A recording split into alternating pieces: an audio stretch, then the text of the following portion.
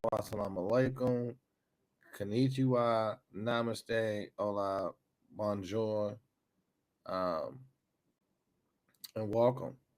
Um, we're excited about what today has planned for all of us. We're giving all of the glory and honors and praises to the great God Almighty for protecting us while we sleep, protecting us while we're woke, protecting us all day long. We appreciate the love from the Most High. And honors to all of you, all of our ancestors. This is going to be a highly productive day and a productive session. We're going to start off with monitoring and observing J.D. Vance, the Vice President, Honorable J.D. Vance, the Vice President of the United States of America, the Constitutional Republic. He had some very strong words and expressions to Europe in regards to liberty and freedoms and putting the world on notice on where the government, where the American government of the United States of North America stand, or what's our official position with respect to our constitutional republic and the international U.S. democracy that was developed under the people's noses to abuse the people. And that's how we get to the waste, fraud, and abuse. And all of this stuff is coming about and giving, everybody, like the entire planet, an opportunity to get their stuff together. I mean, it's even so exciting and so deep and so real and so just so surreal that, you know, it was announced yesterday. President Trump, President uh, Xi or Z of China, the Russian president of the Russian Federation, Vladimir, Vladimir Putin. So you got President Z, Vladimir Putin, and you have President Trump all teaming up to develop a planetary defense unit. So you're taking literally three of the top nations, one and two biggest economies. You're taking billions, a nation that has a billion plus, people in its population. You taking Russia with all of the strength and might and resources, the intelligence that Russia has, the this is incredible resources, and then you taking the almighty United States of America. You taking the strength, the resources, the intelligence, and you're combining it on a trifecta level. That is an exciting day for all of the world, especially since they're going to combat corrupt governments, stealing from its own people, murdering, harming its own people, undermining the values of the people that they serve. Um, I know it was a lot of talk about a potential asteroid supposed to be headed our way, 2032, and potential defense strategies in the event that we have a catastrophic event headed our way. But we all know it's much deeper than that. And and and that could be another psyop, right? An asteroid and all of that stuff. But here's the reality. Here's the reality of what it is. You're seeing global unity, peace, and stability on the international stage. They talked about how Kamala Harris, when she was the vice president de facto, she talked about when she was actually the president. I was listening to that yesterday, and it also ultimately makes sense because it's been Mike Johnson, Honorable Mike Johnson, Speaker of the House, said when he met with President Biden, and understand that if something happened to the presidency, he's the next guy that's up. Like you said, the president wasn't even aware of certain executive orders that he signed. He didn't even know it was implemented as a reality, and that concern and scared the hell excuse me,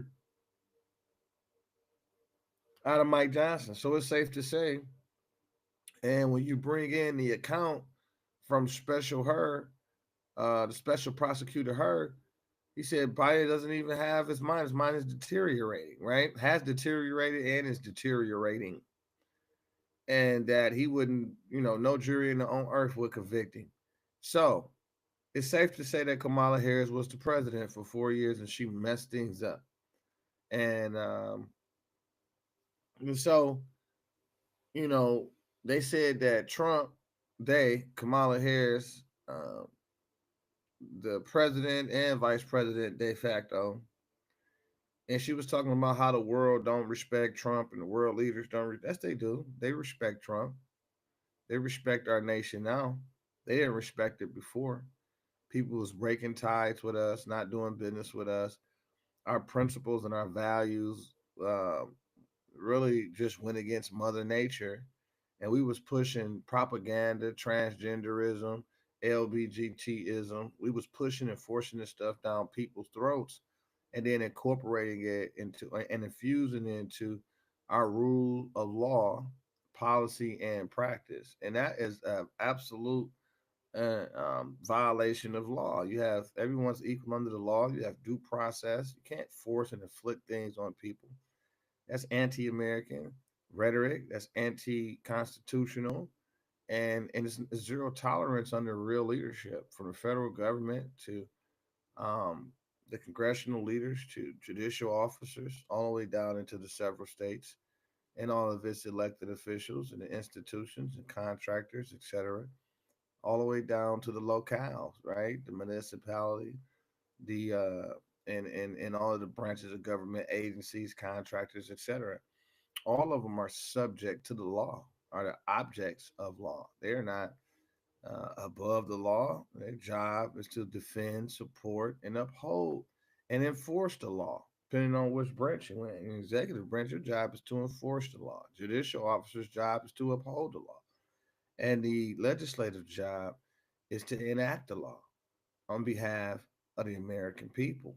So the world has fallen off tracks. And it makes so much sense now when you have real leadership, because you like, well, the United States, its flag represents freedom. So at that point, we can't respect no government that suppresses the rights, freedoms, and liberties of its people. And it's really just that simple. And so you really have the United States of America, the constitutional republic, is in full effect, full restored. We still got some ways to go, but this is a message to the world. Hey, get back into the proper alignment if you plan on doing business with the United States of America.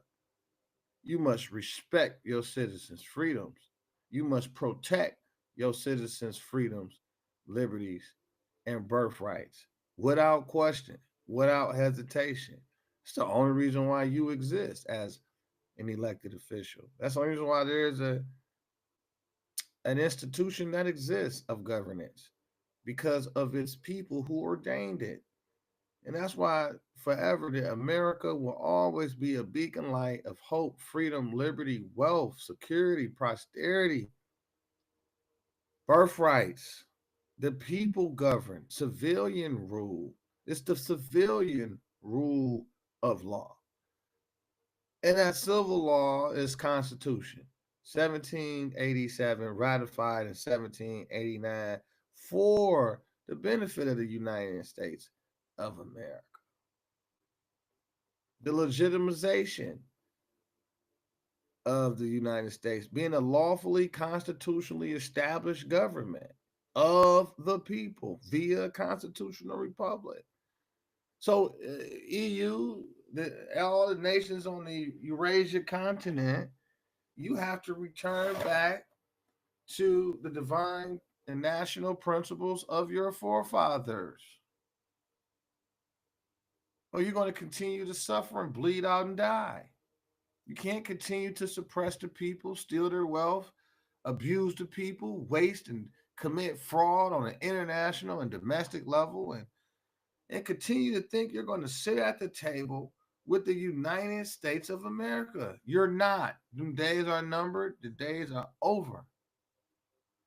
This is a full-on assault against any form of government that does not recognize its people as the authority. It doesn't matter who they are.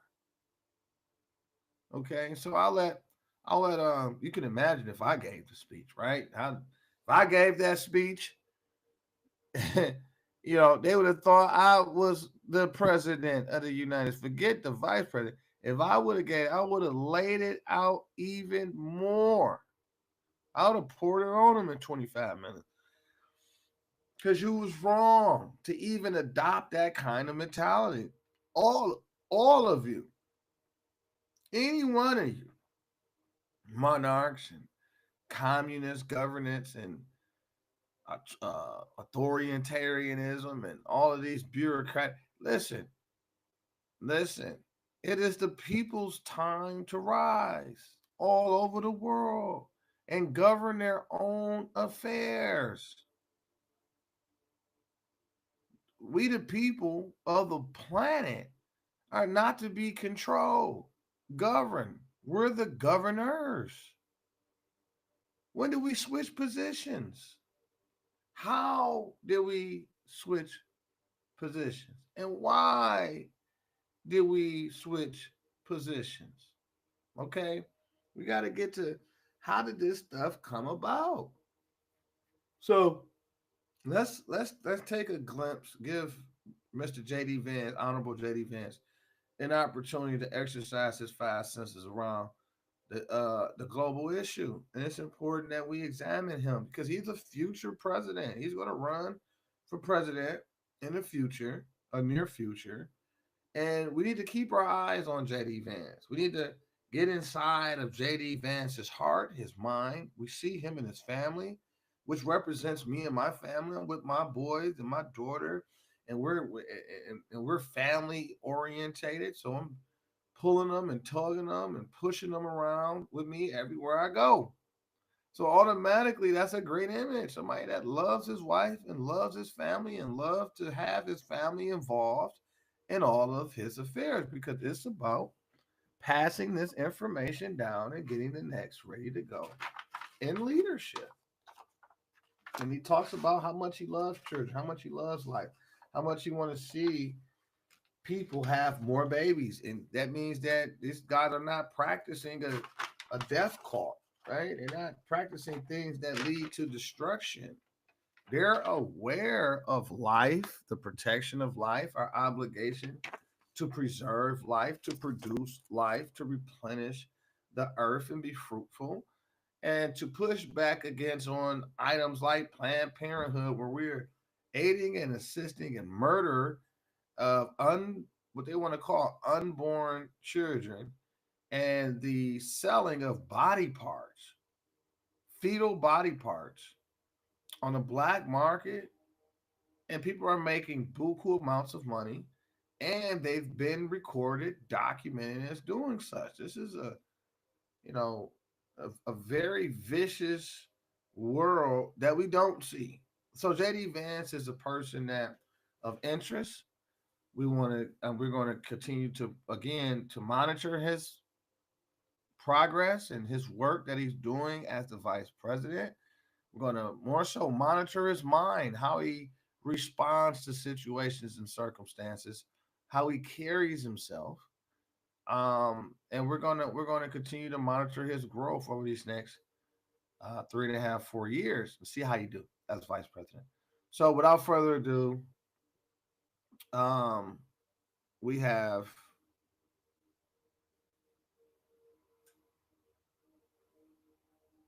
the vice president of the United States of America.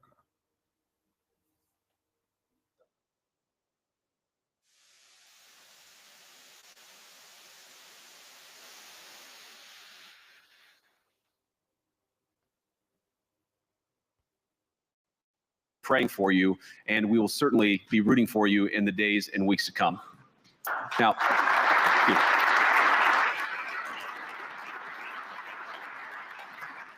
I hope that's not the last bit of applause that I get, but we gather at this conference, of course, to discuss security, And normally, we mean threats to our external security. I see many great military leaders gathered here today.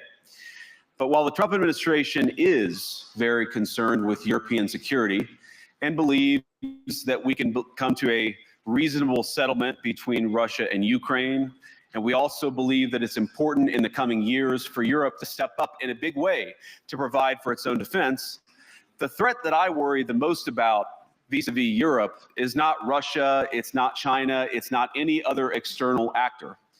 And what I worry about is the threat from within, the retreat of Europe from some of its most fundamental values, values shared with the United States of America. Now, I was struck that a former European commissioner went on television recently and sounded delighted that the Romanian government had just annulled an entire election.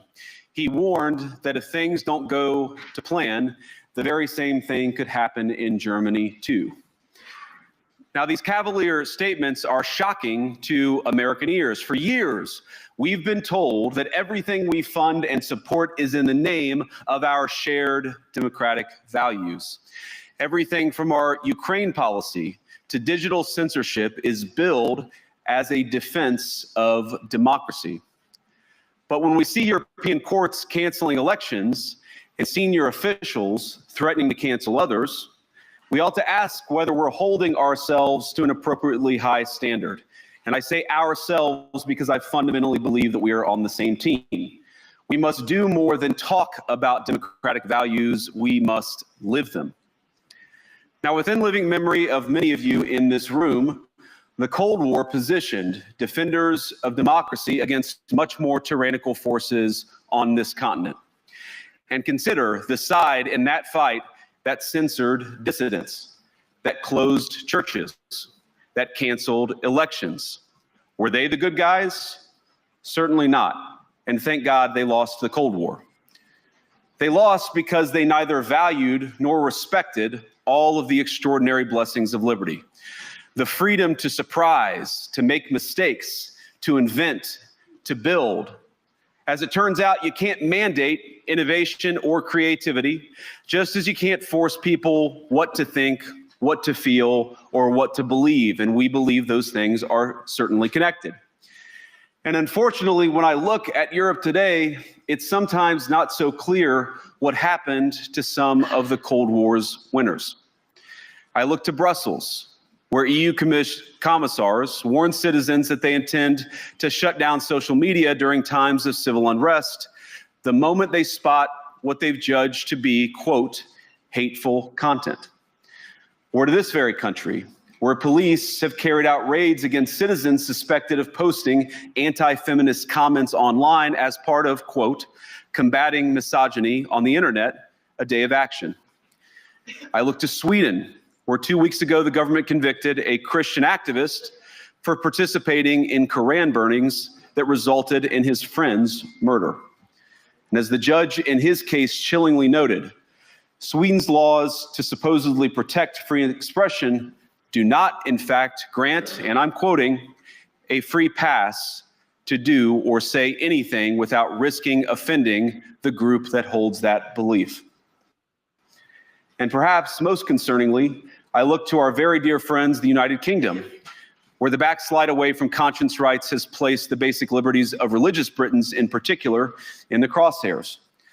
A little over 2 years ago, the British government charged Adam Smith Connor, a 51-year-old physiotherapist and an Army veteran, with the heinous crime of standing 50 meters from an abortion clinic and silently praying for 3 minutes. Not obstructing anyone, not interacting with anyone, just silently praying on his own. And after British law enforcement spotted him and demanded to know what he was praying for, Adam replied simply, it was on behalf of the unborn son he and his former girlfriend had aborted years before. Now, the officers were not moved. Adam was found guilty of breaking the government's new buffer zones law, which criminalizes silent prayer and other actions that could influence a person's decision within 200 meters of an abortion facility. He was sentenced to pay thousands of pounds in legal costs to the prosecution. Now, I wish I could say that this was a fluke, a one-off crazy example of a badly written law being enacted against a single person. But no, this last October, just a few months ago, the Scottish government began distributing letters to citizens whose houses lay within so-called safe access zones, warning them that even private prayer within their own homes may amount to breaking the law. Naturally, the government urged readers to report any fellow citizens suspected guilty of thought crime. In Britain and across Europe, free speech, I fear, is in retreat. And in the interest of comedy, my friends, but also in the interest of truth, I will admit that sometimes the loudest voices for censorship have come not from within Europe, but from within my own country, where the prior administration threatened and bullied social media companies to censor so-called misinformation. Misinformation like, for example, the idea that coronavirus had likely leaked from a laboratory in China. Our own government encouraged private companies to silence people who dared to utter what turned out to be an obvious truth. So I come here today not just with an observation, but with an offer. And just as the Biden administration seemed desperate to silence people for speaking their minds, so the Trump administration will do precisely the opposite, and I hope that we can work together on that. In Washington, there is a new sheriff in town, and under Donald Trump's leadership, we may disagree with your views, but we will fight to defend your right to offer it in the public square, agree or disagree.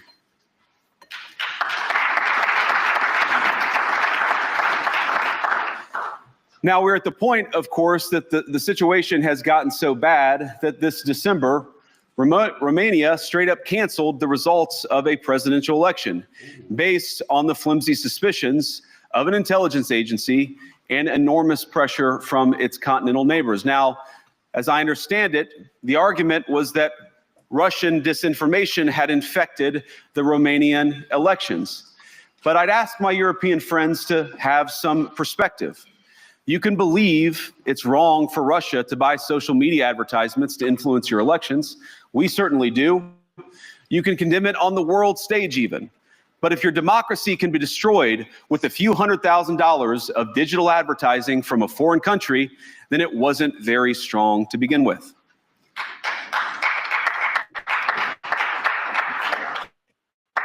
Now, the good news is that I happen to think your democracies are substantially less brittle than many people apparently fear.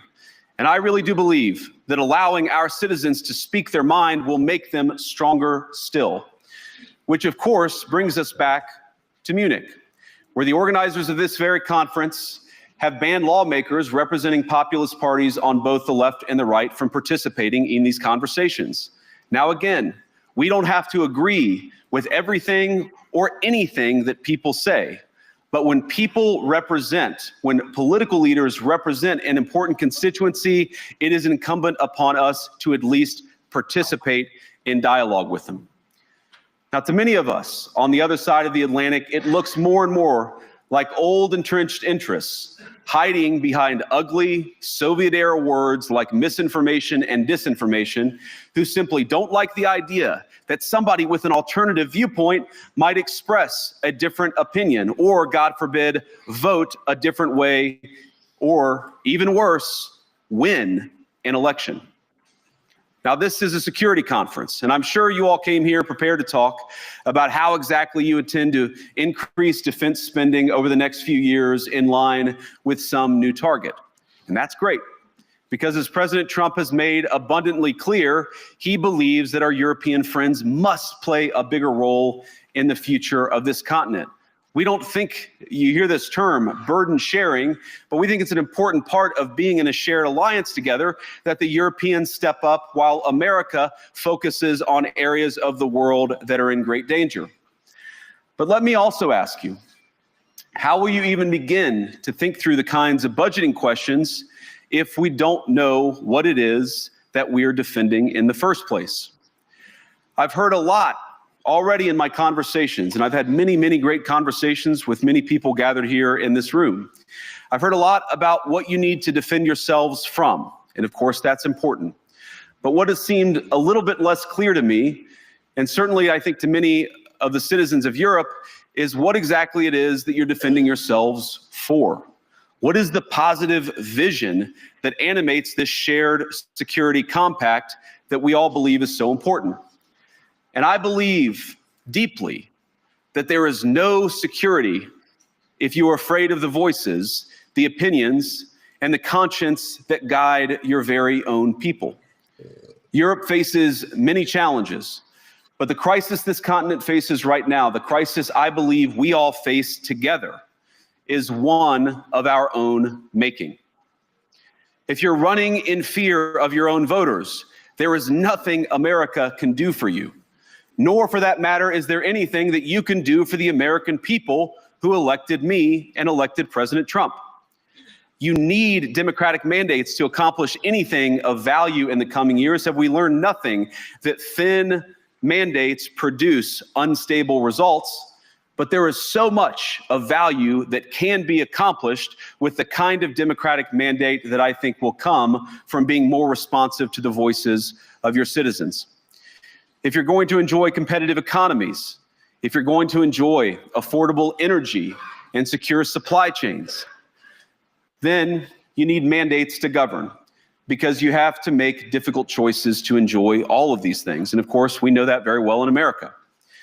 You cannot win a democratic mandate by censoring your opponents or putting them in jail, whether that's the leader of the opposition, a humble Christian praying in her own home, or a journalist trying to report the news.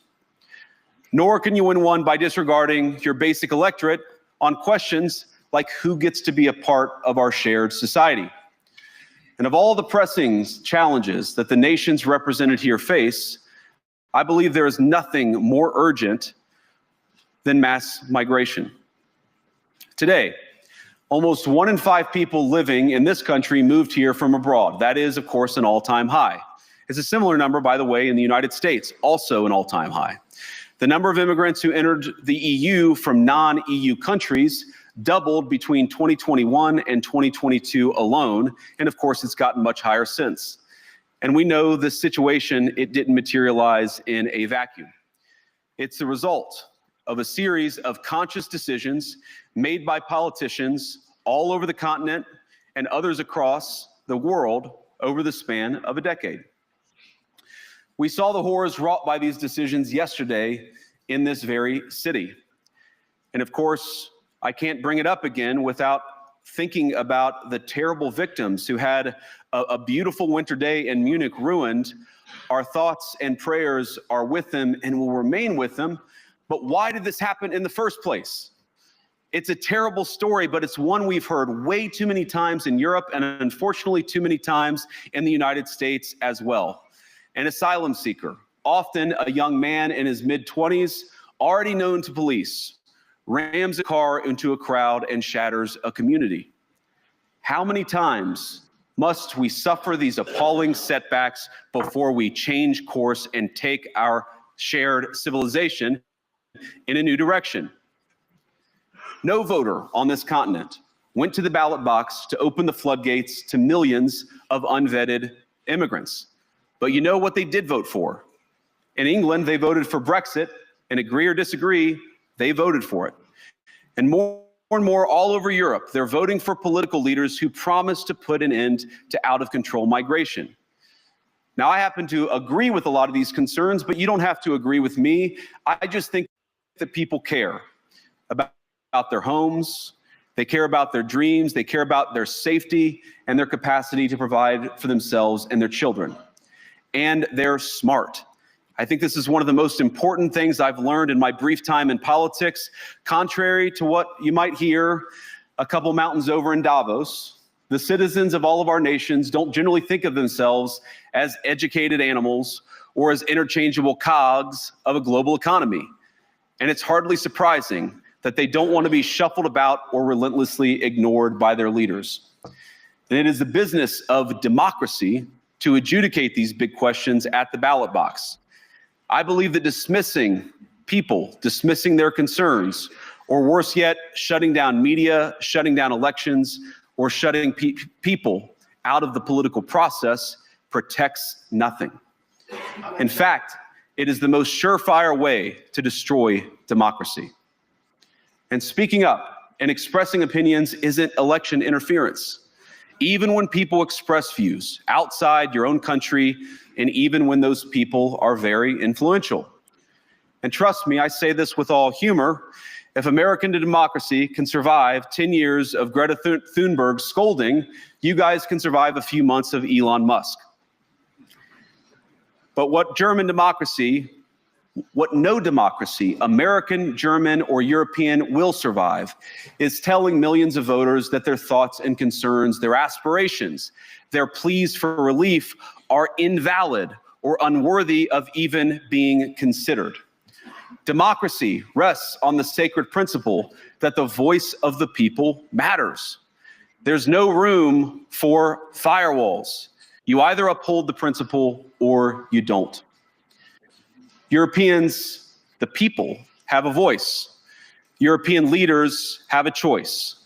And my strong belief is that we do not need to be afraid of the future. You can embrace what your people tell you, even when it's surprising, even when you don't agree. And if you do so, you can face the future with certainty and with confidence, knowing that the nation stands behind each of you. And that, to me, is the great magic of democracy. It's not in these stone buildings or beautiful hotels. It's not even in the great institutions that we have built together as a shared society. To believe in democracy is to understand that each of our citizens has wisdom and has a voice. And if we refuse to listen to that voice, even our most successful fights will secure very little. As Pope John Paul II, in my view, one of the most extraordinary champions of democracy on this continent or any other, once said, "Do not be afraid." We shouldn't be afraid of our people, even when they express views that disagree with their leadership. Thank you all. Good luck to all of you. God bless you.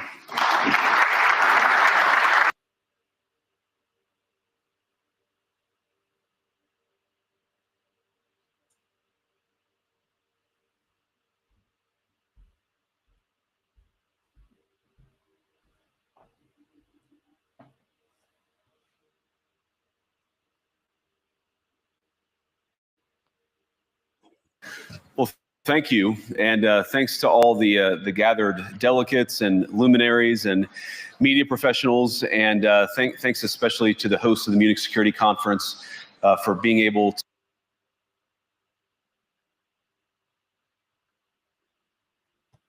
America can do for you.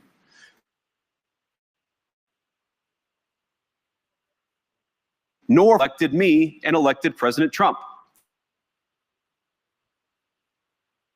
In the coming years, have we learned nothing that thin mandates produce unstable results, but there is so much of value that can be accomplished with the kind of democratic mandate that I think will come from being more responsive to the voices of your citizens.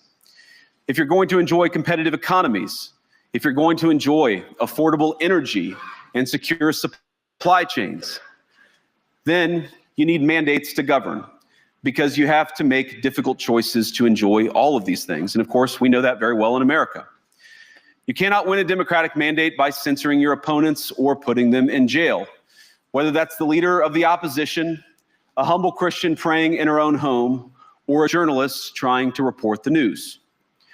Nor can you win one by disregarding your basic electorate on questions like who gets to be a part of our shared society. And of all the pressing challenges that the nations represented here face, I believe there is nothing more urgent than mass migration. Today, almost 1 in 5 people living in this country moved here from abroad. That is, of course, an all-time high. It's a similar number, by the way, in the United States, also an all-time high. The number of immigrants who entered the EU from non-EU countries doubled between 2021 and 2022 alone, and of course it's gotten much higher since. And we know the situation, it didn't materialize in a vacuum. It's the result of a series of conscious decisions made by politicians all over the continent and others across the world over the span of a decade. We saw the horrors wrought by these decisions yesterday in this very city. And of course, I can't bring it up again without thinking about the terrible victims who had a beautiful winter day in Munich ruined. Our thoughts and prayers are with them and will remain with them. But why did this happen in the first place? It's a terrible story, but it's one we've heard way too many times in Europe and unfortunately too many times in the United States as well. An asylum seeker, often a young man in his mid-20s, already known to police, rams a car into a crowd and shatters a community. How many times must we suffer these appalling setbacks before we change course and take our shared civilization in a new direction? No voter on this continent went to the ballot box to open the floodgates to millions of unvetted immigrants. But you know what they did vote for? In England, they voted for Brexit, and agree or disagree, they voted for it. And more all over Europe, they're voting for political leaders who promise to put an end to out-of-control migration. Now, I happen to agree with a lot of these concerns, but you don't have to agree with me. I just think that people care about their homes, they care about their dreams, they care about their safety and their capacity to provide for themselves and their children. And they're smart. I think this is one of the most important things I've learned in my brief time in politics. Contrary to what you might hear a couple mountains over in Davos, the citizens of all of our nations don't generally think of themselves as educated animals or as interchangeable cogs of a global economy. And it's hardly surprising that they don't want to be shuffled about or relentlessly ignored by their leaders. And it is the business of democracy to adjudicate these big questions at the ballot box. I believe that dismissing people, dismissing their concerns, or worse yet, shutting down media, shutting down elections, or shutting people out of the political process protects nothing. In fact, it is the most surefire way to destroy democracy. And speaking up and expressing opinions isn't election interference. Even when people express views outside your own country, and even when those people are very influential. And trust me, I say this with all humor, if American democracy can survive 10 years of Greta Thunberg scolding, you guys can survive a few months of Elon Musk. But what no democracy, American, German, or European, will survive is telling millions of voters that their thoughts and concerns, their aspirations, their pleas for relief are invalid or unworthy of even being considered. Democracy rests on the sacred principle that the voice of the people matters. There's no room for firewalls. You either uphold the principle or you don't. Europeans, the people, have a voice. European leaders have a choice. And my strong belief is that we do not need to be afraid of the future. You can embrace what your people tell you, even when it's surprising, even when you don't agree. And if you do so, you can face the future with certainty and with confidence, knowing that the nation stands behind each of you. And that, to me, is the great magic of democracy. It's not in these stone buildings or beautiful hotels. It's not even in the great institutions that we have built together as a shared society. To believe in democracy is to understand that each of our citizens has wisdom and has a voice. And if we refuse to listen to that voice, even our most successful fights will secure very little. As Pope John Paul II, in my view, one of the most extraordinary champions of democracy on this continent or any other, once said, "Do not be afraid." We shouldn't be afraid of our people, even when they express views that disagree with their leadership. Thank you all. Good luck to all of you. God bless you. So I had to run it back.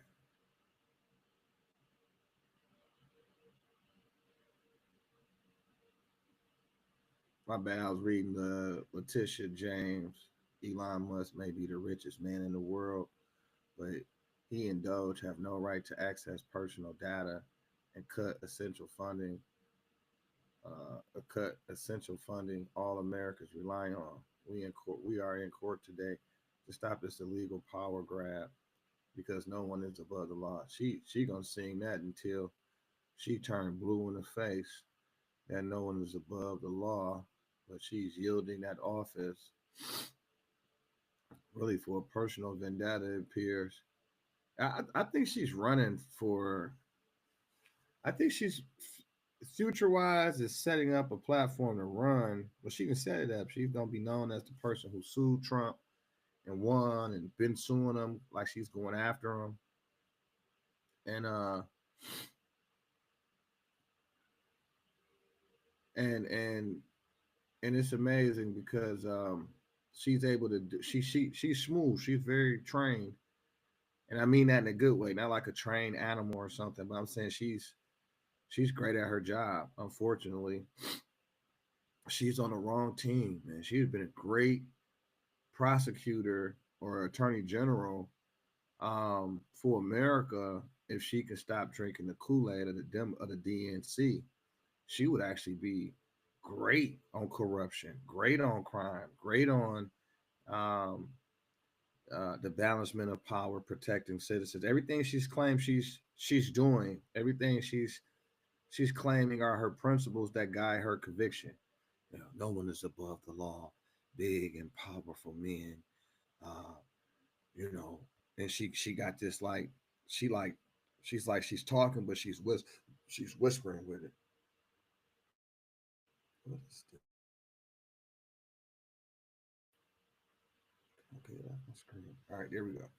So she's like, yeah, big and powerful men. And it's like, so your attack on men are just big and powerful people, or it's big and powerful men, and you being a big and powerful woman, is that the reason for the clash?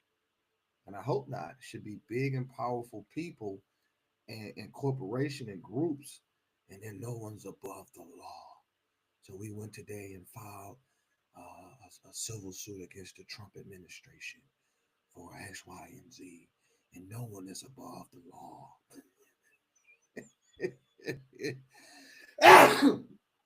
Pardon me, but that's how I remember. It's like no one's above the law. It's like, why are you whispering? Speak up.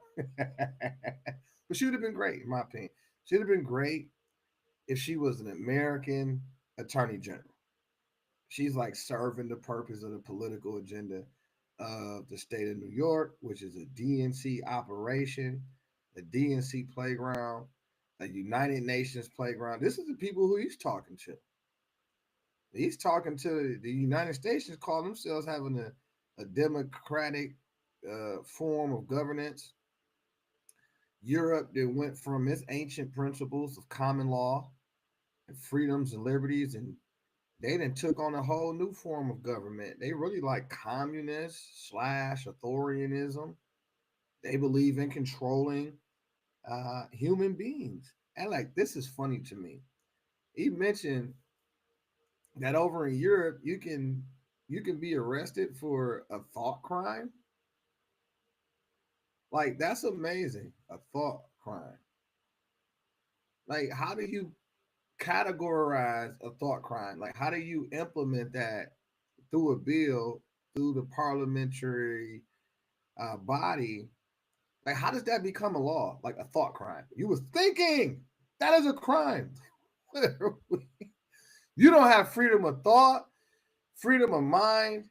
Listen, you don't have nothing to do with freedoms at that point. Everybody move from out of Europe. No, don't move. That is a surrender. Everybody in Europe should be firing the hell out of every single elected official today. Like, stop it, Europe. My European brothers and sisters, stop it. How dare you allow your government to overthrow your freedoms and liberties, and then come trying to sit up with us as if we was not about to deliver this message of love, truth, peace, freedom, and justice to all of the leaders in the room from the Eurasian continent and any other world leader. As I started off prior, I even had to rewind it back to make sure we all heard what we heard. We heard freedom. Let freedom ring, let freedom ring. Thank God Almighty, right? Freedom is everybody's job to protect.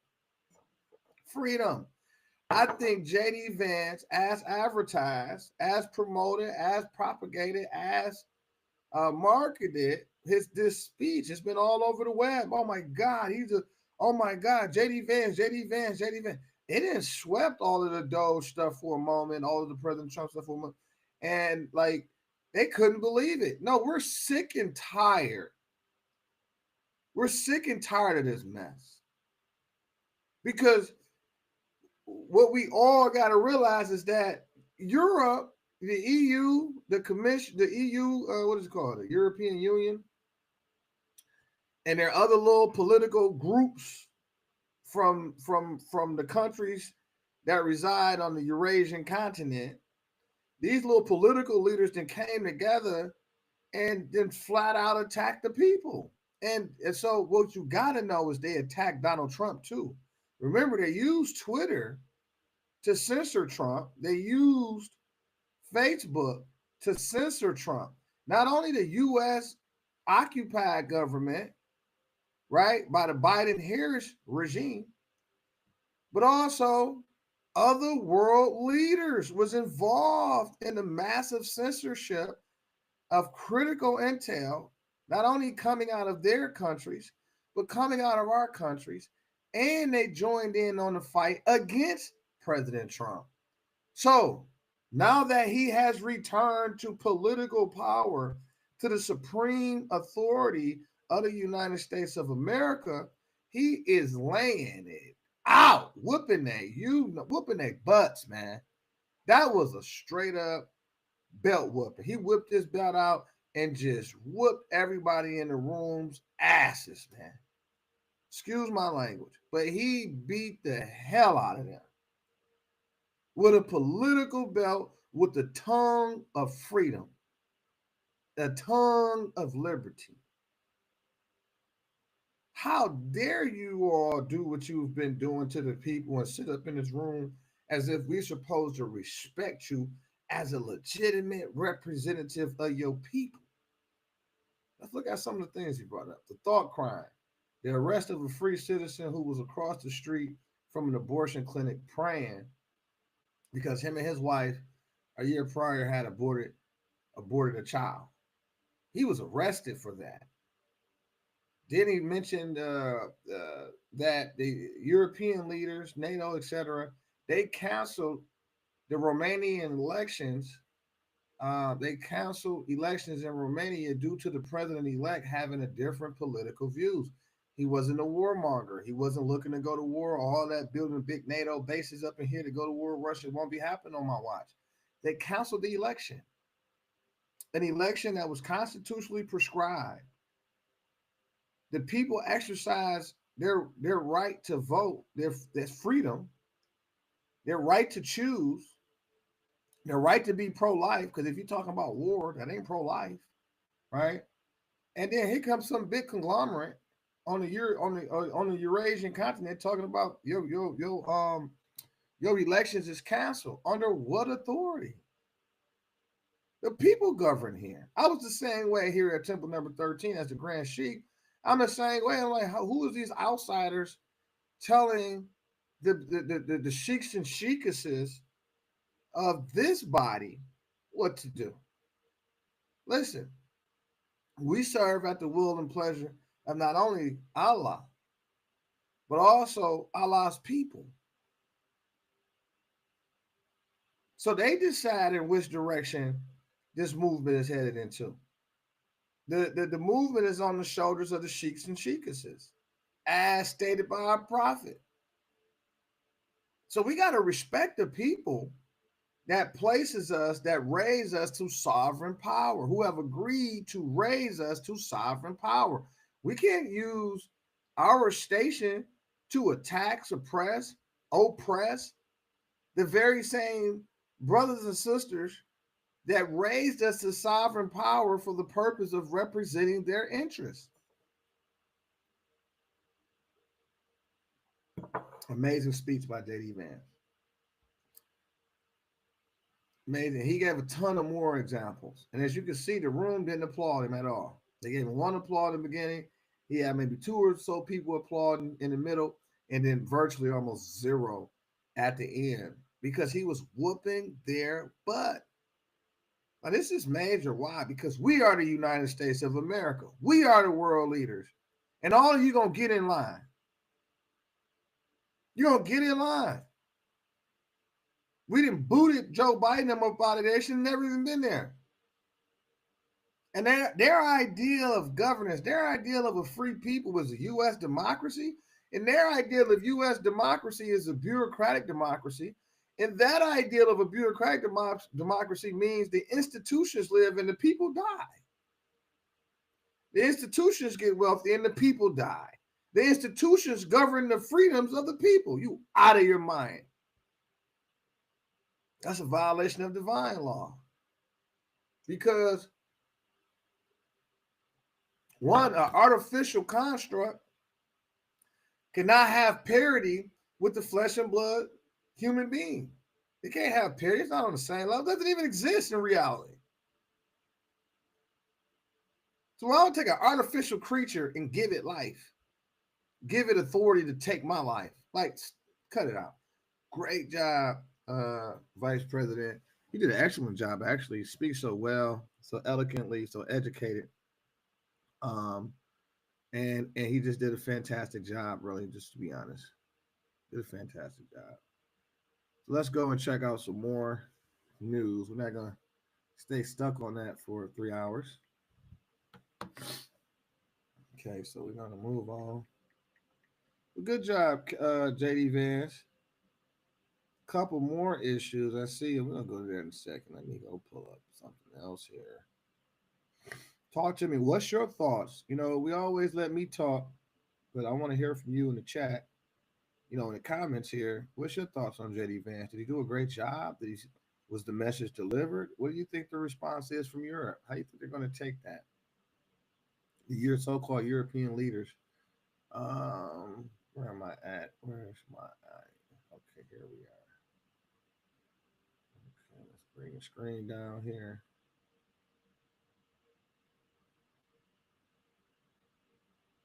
Slide this over. All right, let's see. Let's see what we got here. Who is this guy? What we got here?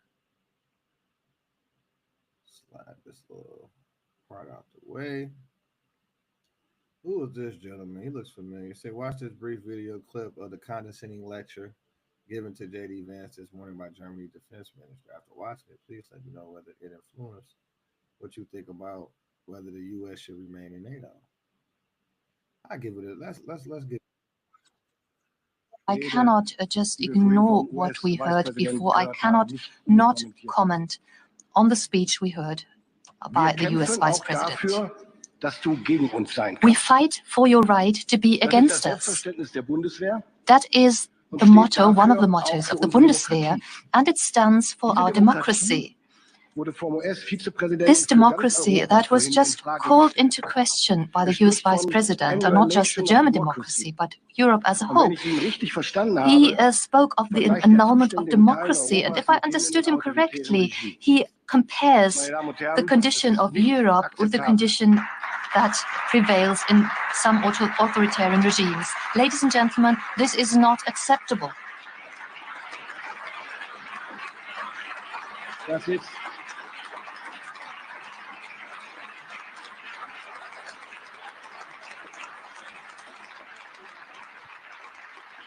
Das ist nicht akzeptabel und das ist nicht This is not acceptable.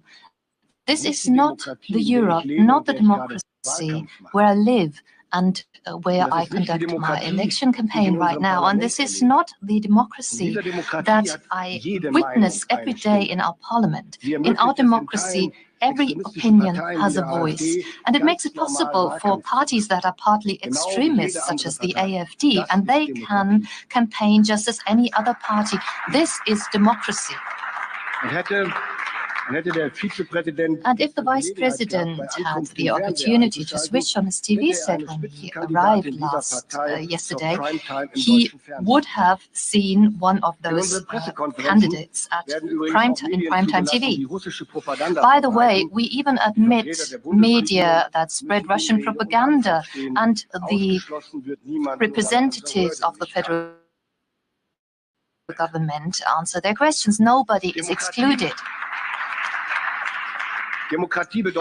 But democracy does not mean that a vociferous minority will automatically be right, and they cannot decide what truth is. It does not mean that anyone can say anything, and democracy must be able to defend itself against extremists that try to destroy it. I am happy to live in Europe, where this democracy is defended every day against its internal and external enemies.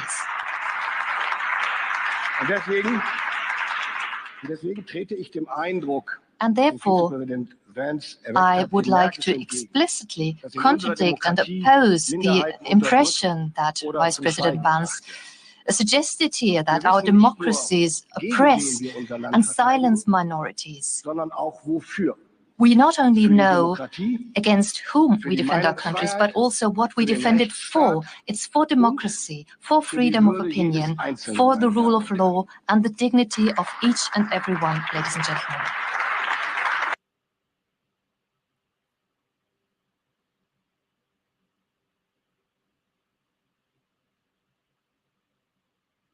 This is why I cannot just ignore what we heard before. I cannot not comment on the speech we heard.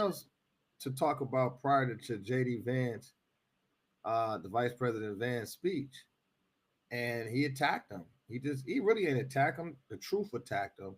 They felt attacked. He was in his feelings. The truth don't attack you. The truth enlightens you. The truth empowers you. The truth builds you. The truth guides you. The truth protects you. The truth saves you. So the truth don't attack you. What happens is he felt attacked from the truth being rendered. He mentioned that democracy and all these people, they got a voice, right? But then he abruptly stated, right after all that good stuff, that the minority don't get to determine what's the truth, and that democracy must be defended basically against free speech. So what did Vance say that was wrong? Like, the institution, the so-called democracy, does not overthrow a republic. You serve at the will of the people, not at the will of the institutions. That's the problem here. Guys like this is like a guy like Joe Biden.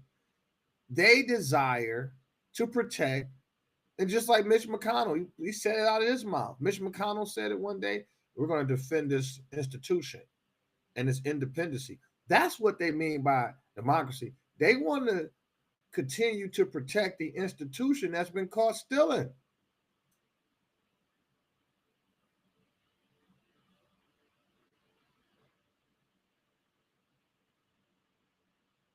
So we the people are paying close attention. Let's go back here. Let me get back in. Hear this guy one more time. By the US Vice President.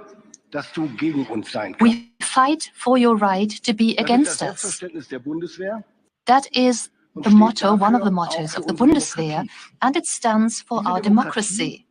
This democracy that was just called into question by the US Vice President, and not just the German democracy, but Europe as a whole. He spoke of the annulment of democracy, and if I understood him correctly, he compares the condition of Europe with the condition that prevails in some authoritarian regimes. Ladies and gentlemen, this is not.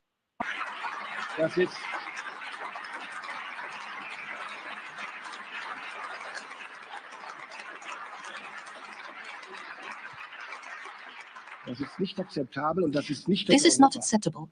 This is not the Europe, not the democracy where I live and where I conduct my election campaign right now. And this is not the democracy that I witness every day in our parliament. In our democracy, every opinion has a voice, and it makes it possible for parties that are partly extremists, such as the AfD, and they can campaign just as any other party. This is democracy. And if the Vice President had the opportunity to switch on his TV set when he arrived yesterday, he would have seen one of those candidates in primetime TV. By the way, we even admit media that spread Russian propaganda, and the representatives of the federal government answer their questions. Nobody is excluded. But democracy does not mean that a vociferous minority will automatically be right, and they cannot decide what truth is. It does not mean that anyone can say anything, and democracy must be able to defend itself against extremists that try to destroy it. I am happy to live in Europe, where this democracy is defended every day against its internal and external enemies.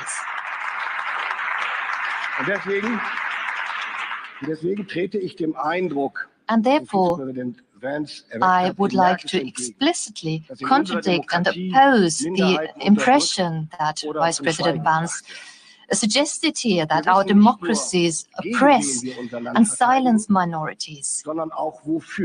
We not only know against whom we defend our countries, but also what we defend it for. It's for democracy, for freedom of opinion, for the rule of law, and the dignity of each and every one, ladies and gentlemen.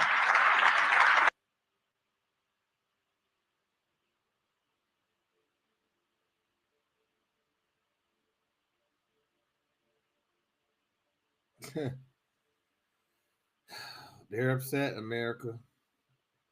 Welcome to the show this morning. We appreciate everybody. We are live streaming at 4:19 a.m. How are you doing this morning? And it is an electrifying Saturday. I'm excited to be here with you. I got some pretty good rest. And it's just lay off 1,000 employees. I'm reading and kicking it with y'all. But JD Vance,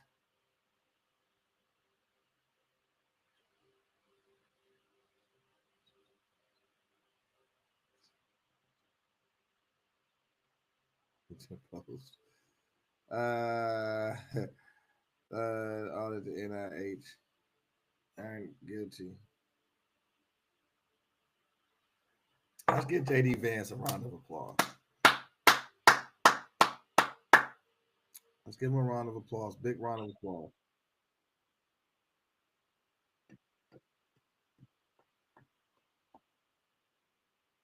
He pissed some people off, man. You heard the German chancellor. He's trying to defend, we can't move on until us. We have a right to respond. You do have a right to respond. You have a right to your opinion. You have a right to express that opinion, just like each and every citizen do. You have a right to think for yourself. You have a right to pray out in public. You have a right to pray in private.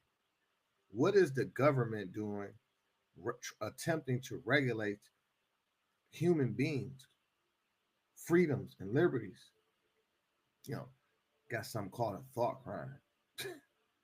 The European government is trash, man. You just gotta say stuff the way it's trash. They're trying to say it politically correct, which is the right way to do stuff, but your mentality is trash. If you think you're gonna sit up there and lock up your own people, you're trash. You're just trash. And we're tired of doing business with trash and then trying to sell it to the American people as if these people are civilized. They're not civilized. That's not civilized behavior. That's not civilized conduct. It's trash. It's trash at its core. It's trash. And we sit up here, drinking lattes and teas and some prestige wine with some beautiful suits and dress clothes on. And we got great structure of the tongue. We can speak, we can talk, we can communicate. But, you know, why are we doing business with slumlords? Why? Why are we doing business with these people? Okay, we represent freedom of the constitutional republic. We represent the people for real. Why should we be doing business with people who attack their own people's freedoms and liberties? Let's hear what the brother got to say, Carl here. The reality that through fear of jail, the same people in the room have forced their citizens not to say the obvious. Your piggy bank, we're not your checkbook, we're not doing this for 4 years. For someone to stand in front of a room full of European leaders, look them in the eye and tell them what they're doing is wrong and that America won't be walked on anymore. We're not your piggy bank, we're not your checkbook, we're not doing your bidding for you. We will operate in our interests and will not ignore others. I have been waiting throughout the last 4 years of the most disastrous administration in foreign policy for the speech that J.D. Vance gave today in Munich that said, globalism is dead. In Washington, there is a new sheriff in town, and under Donald Trump's leadership, we may disagree with your views, but we will fight to defend your right to offer it in the public square, agree or disagree. He gave a 20-minute speech where he pointed out all the things that Europe has tried to avoid hearing from their electorate for the last 10 years. He said things that Europe has been basically jailing people for speaking out about: illegal and mass migration, asylum seekers and refugees, ruining their safety, their country, and their culture. J.D. Vance looked them right in the eye and handed them that harsh reality, the reality that through fear of jail, the same people in the room have forced their citizens not to say the obvious. We know the situation, it didn't materialize in a vacuum. It's the result of a series of conscious decisions made by politicians all over the continent and others across the world over the span of a decade. We saw the horrors wrought by these decisions yesterday in this very city. It's a terrible story, but it's one we've heard way too many times in Europe and unfortunately too many times in the United States as well. An asylum seeker, often a young man in his mid-20s, already known to police, rams a car into a crowd and shatters a community. How many times must we suffer these appalling setbacks before we change course and take our shared civilization in a new direction? Thank you. The best part, though, was their faces. Almost no applause, by the way. The scorns and like the pompous look. How dare this man give us the brutal, honest truth? That was the highlight of my year. He went on to ask, how did it happen? How did the people who, alongside us, by the way, who won the Cold War, go on to become the very thing, the very big tyrannical government anti-freedom machine that Europe fought to defeat? They lost because they neither valued nor respected all of the extraordinary blessings of liberty. The freedom to surprise, to make mistakes, to invent, to build. As it turns out, you can't mandate innovation or creativity, just as you can't force people what to think, what to feel, or what to believe. And we believe those things are certainly connected. And unfortunately, when I look at Europe today, it's sometimes not so clear what happened to some of the Cold War's winners. And there were no applause from that room. Look, I was howling. I think many people in Europe who were watching it were probably happy as all get out too, because J.D. Vance said what they couldn't. The people of Europe, for the most part, are so tired of this. But I watched as the camera panned out, and you saw their faces too. The smirks of these people with their disdain. It was even disbelief. But some of them started to realize that they were, in fact, doing what they were being called out for. And J.D. Vance came with the receipts. I look to Brussels, where EU commissars warn citizens that they intend to shut down social media during times of civil unrest the moment they spot what they've judged to be, quote, hateful content. Or to this very country, where police have carried out raids against citizens suspected of posting anti-feminist comments online as part of, quote, combating misogyny on the internet, a day of action. Europe, and look, this is what Vance was trying to call out. Europe is a real-life example of what happened in the movie Demolition Man. Look, you can't take away people's right to be. Yeah. Vance didn't stop there, though. He called them out for their tyrannical attacks on religion. 2 years ago, the British government charged Adam Smith Connor, a 51-year-old physiotherapist and an Army veteran, with the heinous crime of standing 50 meters from an abortion clinic and silently praying for 3 minutes. This is everything I've been waiting or wanting someone to say in front of Europe. I never cared enough to say it because we got our own problems over here in America, and that's usually what I focus on. But he looked Scottish officials in the face, dead in the eye, in that crowd, and called them out for prosecuting people who dared pray in their own home. This last October, just a few months ago, the Scottish government began distributing letters to citizens whose houses lay within so-called safe access zones, warning them that even private prayer within their own homes may amount to breaking the law. Naturally, the government urged readers to report any fellow citizens suspected guilty of thought crime. In Britain and across Europe, free speech, I fear, is in retreat. This is the second in command of the greatest country in the world. This is why when I tell you that America is freedom's last chance, it is. Look, we dodged a bullet in November by electing Trump. Because you can see from this speech, if this administration did not win, there is no free state to flee to. This is the message the world needs to get through their heads, that the one suppressing thought, the one suppressing innovation and freedom, they have never been the good guys. And somewhere between winning World War II, the Cold War, and now, Europe forgot that in an attempt to be this like leashed utopia of elitist ideologues. And J.D. Vance just shattered their glass house. He said something, though, that I don't think has ever been said in this way before. And this applies to everyone in Europe. It applies to Ukraine. It applies to even Hillary Clinton and here in America, and even back to 2016. Roll it. But I'd ask my European friends to have some perspective. You can believe it's wrong for Russia to buy social media advertisements to influence your elections. We certainly do. You can condemn it on the world stage even. But if your democracy can be destroyed with a few $100,000 of digital advertising from a foreign country, then it wasn't very strong to begin with.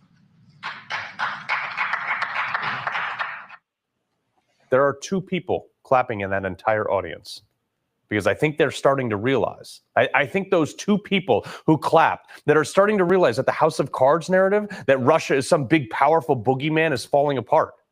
And J.D. Vance, he didn't close with this, but he probably should have. I pulled it out of the middle of his speech, that all these people in that room, and even some here in this country, have been telling us who the bad guy is. But they've forgotten what sets us apart from the bad guy. Because a lot of these countries in that room have become awfully similar to the guy they demonize. I've heard a lot about what you need to defend yourselves from, and of course that's important. But what has seemed a little bit less clear to me, and certainly I think to many of the citizens of Europe, is what exactly it is that you're defending yourselves for. What is the positive vision that animates this shared security compact that we all believe is so important? And I believe deeply that there is no security if you are afraid of the voices, the opinions, and the conscience that guide your very own people. Yes. Yes. It's like the scene out of Armageddon, you know, before they go up on the asteroid, where all the bureaucrats and the scientists, they want to lock down this renegade crew before going up to save the world, not let them out. And their leader, Bruce Willis at the time, he wanted them to go out for a night on the town. And his reasoning was, you have to let them go out and enjoy the things that are out there because I don't want them to get up on that asteroid and forget what they're fighting for. We as a society have been so consumed with personal grievances as like a currency, looking to blame anybody but ourselves. Let's see what else we got here. That's look like Elon Musk and got access. Let's see what they talking about it with Trump.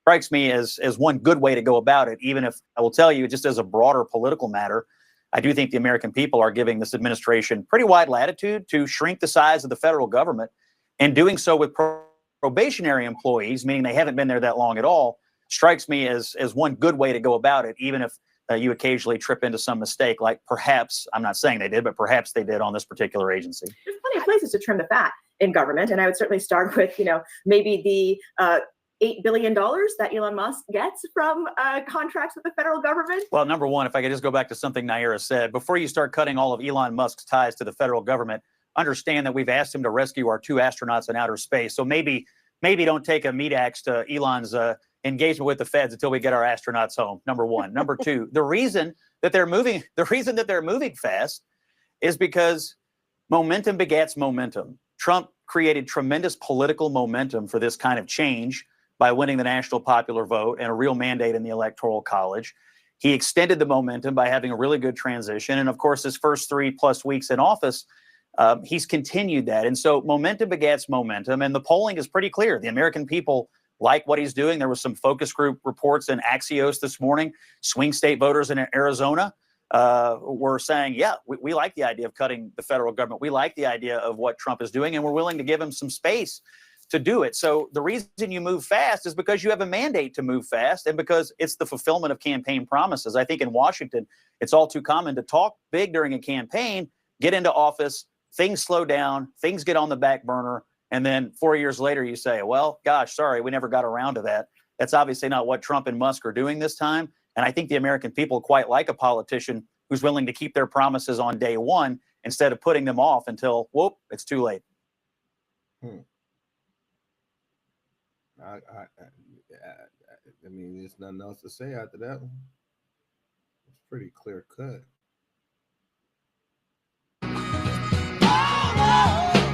So I will tell you, just as a broader 48-hour Secretary RFK Jr. of the HHS. What does HHS stand for again? Is that Health and Human Services? Has stated that they'll be investigating autism. A vaccine injury reporting system will be created, and the lethal COVID vaccines are no longer mandated for children to attend school by executive order. Okay. Let's see what old Dana Nelson, Attorney General, what is she talking about? Everyone who puts on a uniform to protect our country deserves our respect and the opportunity to serve. Banning transgender people from the military service is not only discriminatory, but is also harmful to our nation and national security, or to our national security, and unconstitutional. No, you got to be mentally fit to serve in the Army. I mean, what does that person that's practicing that understanding, what does that indicate to the medical professionals who's doing the evaluation of a person's mental fitness to be able to serve in this type of capacity dealing with the military? And so, to be honest and to be quite frank on how the Trump administration is implementing that executive order banning transgender, they simply just identify them as mentally unfit. That's just it. It's mentally unfit. And that goes for a lot of stuff I think should be declared as mentally unfit. You know, you got people walking around here thinking that they're a crayon in a crayon box and think that other people are crayons. There's no such nation that's a crayon nation. You have a Mexican nation, right? You don't have a crayon nation, a black nation, a white nation. There's no white nation in Europe. On the Eurasian continent, there's no white nation nowhere on earth. So you come to the United States and you're instantly filtered into a miseducational propagandist program, and people talking about they're black, which means pale, white, which is referring to God and the ruler of the land. And like, where's these people nationalities? Are you German? Are you Russian? Are you Italian? Are you Dutch? Okay. Are you Nigerian? Are you Italian? Right? It's like, where is your nationality? Who is your mother? So I think people that carry that on can and eventually will be labeled as mentally unfit because they think that people are crayons. Color means artificial in law. So again, When you look at Trump's ability to ban transgenders from the military, it's because they're more than likely is classifying them as mentally unfit. Really, that's just that simple. Mr. Schellenberger, can you explain how you traced USAID funding that served as the basis for whistleblower report in 2019, which led to the impeachment of President? Can you explain how you traced USAID funding that served as the basis for whistleblower report in 2019, which led to the impeachment of President Trump? Sure. Well, you may remember that the so-called whistleblower in the White House was actually a CIA analyst. And in that whistleblower's complaint, which led to the impeachment, one of the central pieces of evidence was created by a USAID funded and controlled organization called the OCCRP. And we have another piece out today about how it participated in the Russiagate hoax as well, creating essentially very important information leading to that. So, I mean, you have in USAID a much larger fund of money and a much broader strategy for information control that included censorship, but also, as I mentioned, taking control of investigative journalism really worldwide. I mean, its ambitions were, amazing. So yeah, I mean, that's an agency when we saw that get shut down by DOJ, I thought that was completely appropriate. If there's something in there that it was doing that's valuable, then you could refund it later. But my view, same thing with CISA, death penalty for organizations that participated in violations. Yeah, we covered that story already.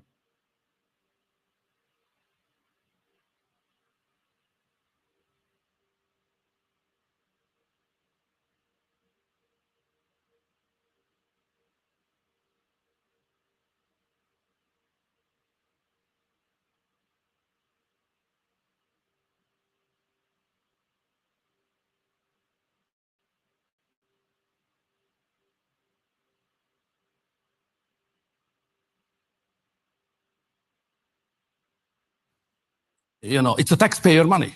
Yes. So if we take it, this whole thing not as a, It's a massive problem in the United States. Yeah. the second is that it's a taxpayer money. Yes. So if we take it, this whole thing not as a political one, but rather as a moral issue, the fact is that the liberal elite of the West use the taxpayers' money of United States citizens to spread their ideology all around the world. And financed in Hungary more than 60 NGOs, paid politicians, media outlets. So it was a plot against our sovereignty and independence. Sorry, made by you. I know. Sorry, but this is the case, and the same has happened from the Brazilian budget, which is even more scandalous, may I say. Because we pay the money in the Brazilian budget and they finance our enemies at home, So what's going on? So this is the liberal deep state, the global liberal deep state. And now we see how it has operated. That's a fact. So you said the global liberal deep state.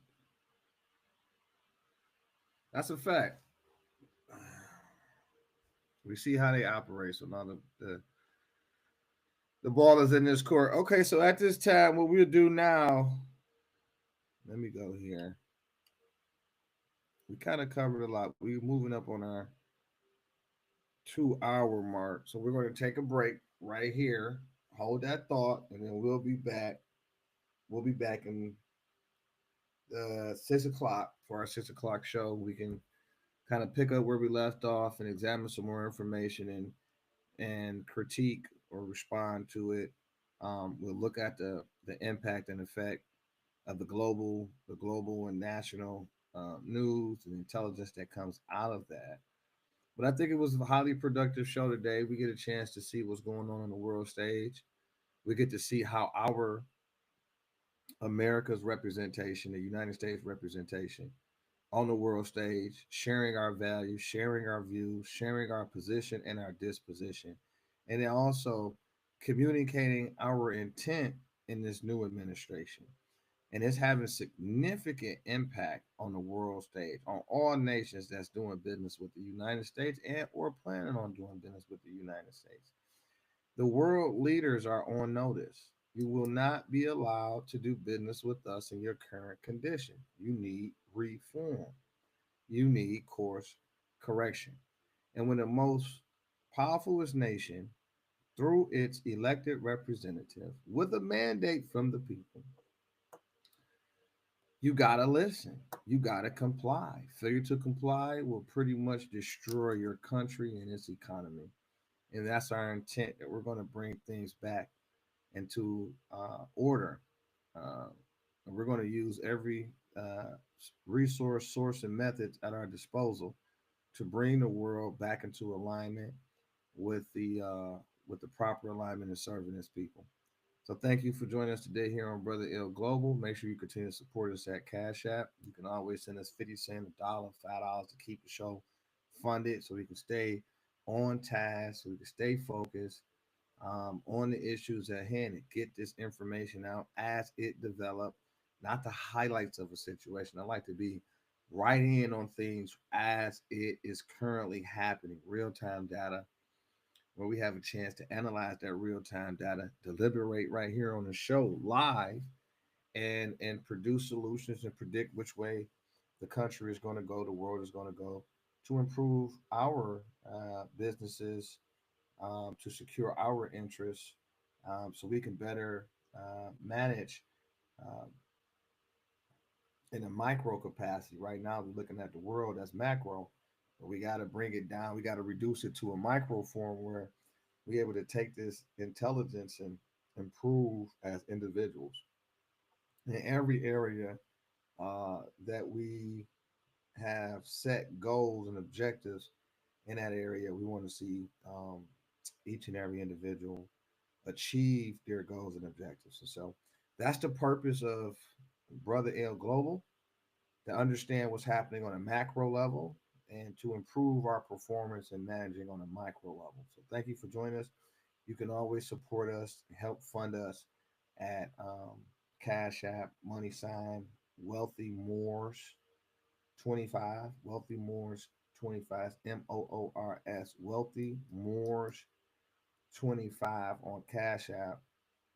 And you can always DM me to learn more about how to support, to learn more about our programs here at Brother Ill Global. Man, it was an exciting hour and a half, almost 2 hours of observation, meditation, contemplation, and being able to, just gain. At the end of the day, we get more insight on who, as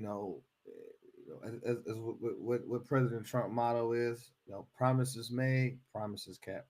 And I think the reporter made, what was his name? Carl Higby. I think he made a good point. America is the last free state, really. Where else can you go to where your freedom is recognized? So, totally different world, totally different United States of America. Everything is different. And I'm here for it, man. You're here for it. We're here for it. Support us, support the page, support the podcast, support yourself. Continue to stay involved, engaged, informed in real time. And we're going to continue to talk about solutions and not about the problem. Talk about solution, economic solutions, political, social, religious, etc. And from what I heard from JD Vance today and the response to him, it very much indicates that the United States government and its people is in the right direction. Thank you guys, man. You guys have a blessed day. Peace.